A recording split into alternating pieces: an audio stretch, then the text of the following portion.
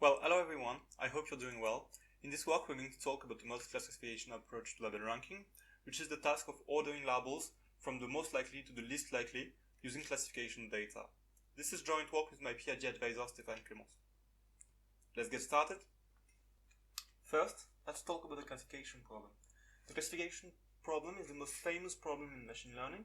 So we have a random pair xy that is distributed according to some distribution, and we're trying to predict the label y given the data x. Okay? So the label are from 1 to k, and in some problems, in very hard problems, people have been looking at a list of the most likely labels. Okay? Such as in this example from the Untitled Challenge, where people have been looking at the top 5 elements predicted by some model. That concerns other applications as well, such as biometrics or search engines that are going to return, for example, the list of the most probable suspects. And usually, people have been deriving this list from intermediate values of a classification model, such as in the case of neural network softmax probabilities. They are going to order the most likely labels by the softmax probabilities and evaluate with another performance indicator, such as the precision at top guy. And in this work, we are looking at the question of how to explicitly learn disorder labels from classification data, instead of using some intermediate values of another model. In the classification problem, if you introduce the vector of procedure probabilities eta, so eta1 is the probability that y equals 1 given the data x, to eta k, then you can write the Bayes classifier, so the optimal Bayes classifier for the classification problem, as the maximum of the eta k's. And in this work, we're going to consider other problems than classification. So you have classification where you're trying to retrieve the maximum of the eta k's. So it's an element in 1 to k. Then in conditional density estimation, you try to recover the vector eta of x. So you're trying to recover values in rk. And in label ranking, we are going to try to retrieve a decreasing order of the eta of x. So it's a permutation in sigma k. So the optimal element for this label ranking problem is going to be the permutation that orders the etas increasingly. So the top one element of this permutation is the largest eta, and the largest eta is, as we saw, the Bayes classifier for the classification problem. So now I'm going to go through the contribution of the paper. So first we provide a description of the relationship between ranking median regression and label ranking. So ranking median regression is another problem I'm going to talk about right now. It's the problem of predicting an order on the labels given data that contains an order on the labels. Then I'm going to present a rationale for using the 1 versus 1 approach for label ranking. So the 1 versus 1 approach is a very famous approach to transform binary classifiers, a set of binary classifiers, in a classifier for the multi-class classification problem. Then I'm going to provide some fast convergence proof for the 1 versus 1 approach to label ranking, which uses fast convergence proof for the 1 versus 1 approach, so for each problem of differentiating the class K from the class L. And as a corollary of this analysis, we have the first generalization bound on the 1 versus 1 classifier. And finally, we have a learning bound for the top K error, which is also a consequence of our analysis on the label ranking problem. So first we're going to talk about why label ranking is related to the ranking median regression problem. So in label ranking, you choose a ranking rule. Okay, so a mapping from the input space to the space of all permutation on 1 to k that minimizes this risk. So this risk is the distance between the ranking rule and the optimal permutation that we defined before, using some distance function. So the distance function can be lots of distance function. And the problem is going to be very different from multi-class classification unless your distance is on the top one element of the permutation, like this. So there are many sensible candidates for the distance D. For example, the error, where you're going to consider 1 if the permutations are different and 0 otherwise. Then there's the Hamming distance, which is between 0 and k, and is going to consider where your elements are mapped individually. And finally, there is the Kendall-Tau distance, which is a very famous distance for permutation, that counts the number of pairwise inversions. So it's between 0 and k minus 1 over 2.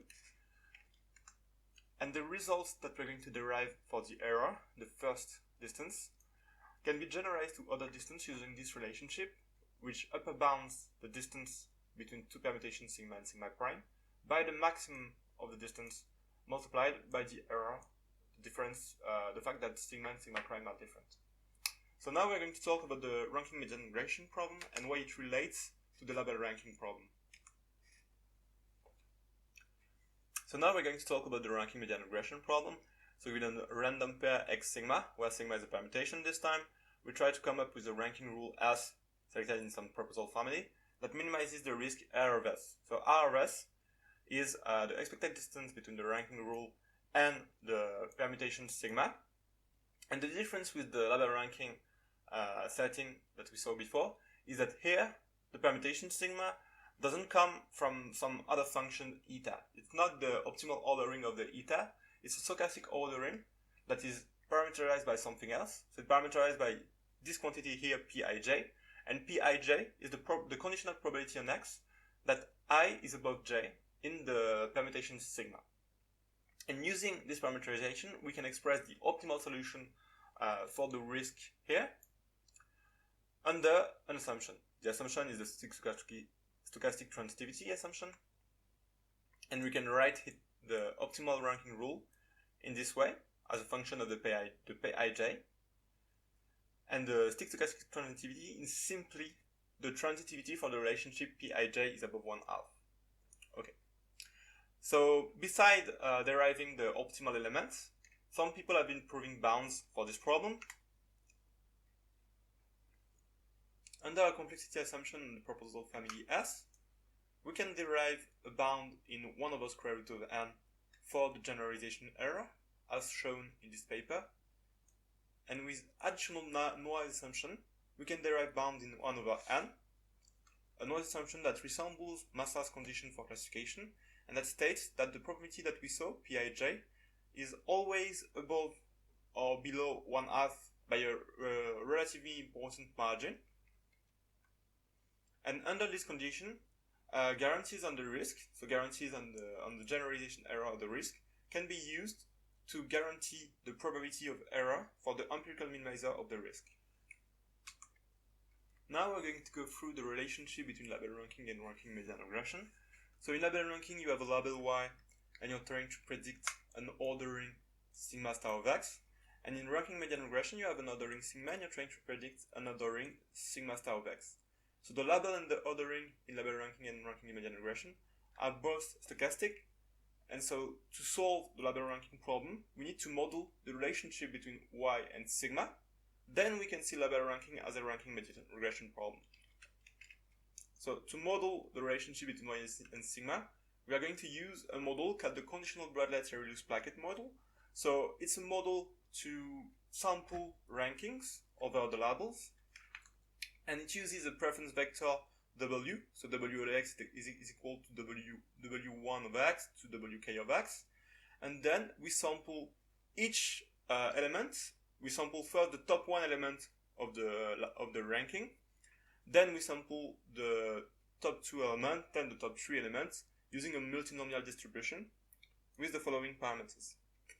Then we write that sigma is distributed according to a BTLP model as such. So we're going to use the definition of this BTLP model to model the relationship between y and sigma and explain why these two quantities are related when we see label ranking as a ranking median regression problem with partial information.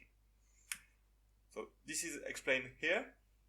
So we can see label ranking as a ranking median regression problem where sigma follows a BTLP model with a preference vector eta, and we observe a partial information on the permutation sigma. This first result is formalizing what we just said here.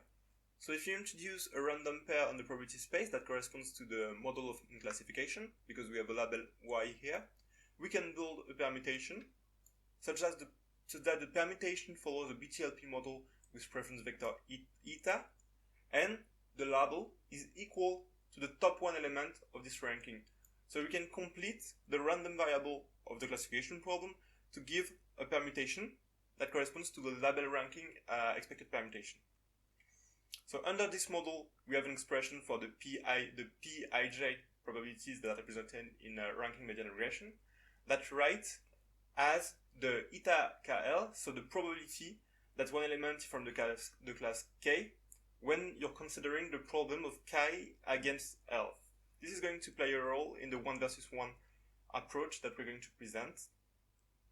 And our knowledge of the ranking median regression problem implies that we know the optimal solution of the label ranking problem under the stochastic transitivity assumption that we saw before.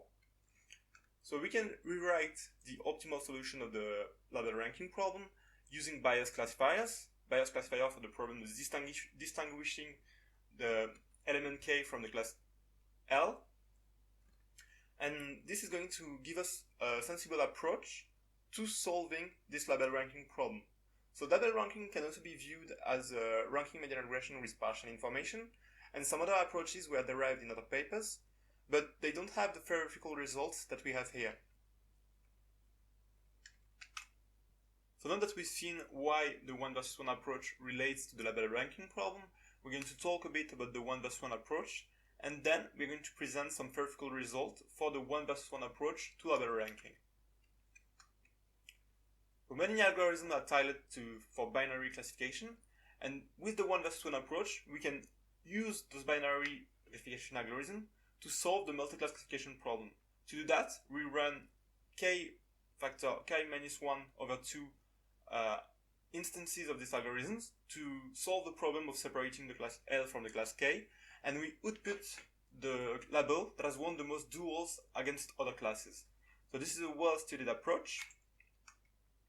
And a justification for the 1 versus 1 approach is that the bias classifier for multiclass classification is the solution that has won the most duels for the bias classifier for each of the problems of separating K from L, as is written here. And as we have a knowledge of the relationship between ranking median regression and label ranking, we can also write the solution of label ranking using the bias classifiers for the problem of separating K from L. So now we're going to give some guarantees for the problem of separating K from L, and then we're going to see how these guarantees can be used to give guarantees for the label ranking problem.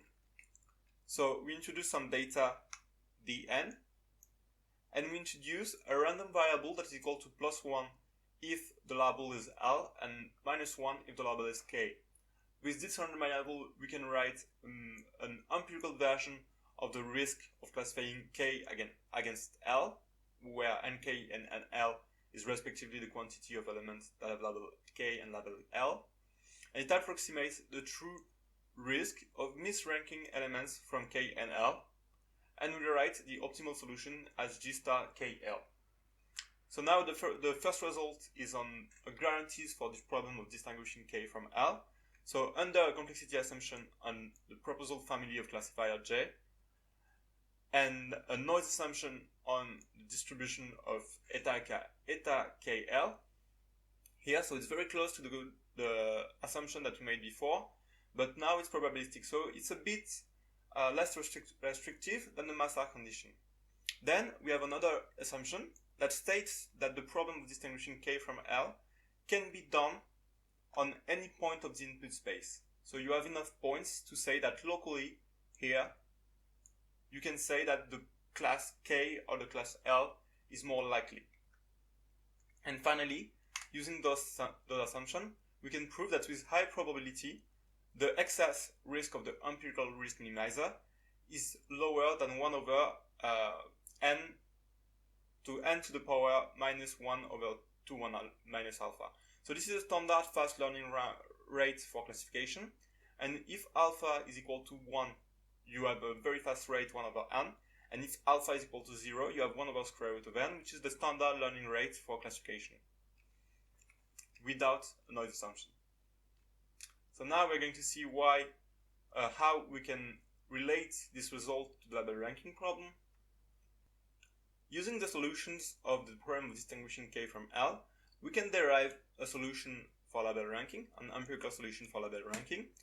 And we can write an upper bound on the probability of error for this solution to the probability that sigma hat is different from sigma star x, using all of the k against L problem and using guarantees on the probability of error for the k versus L problem.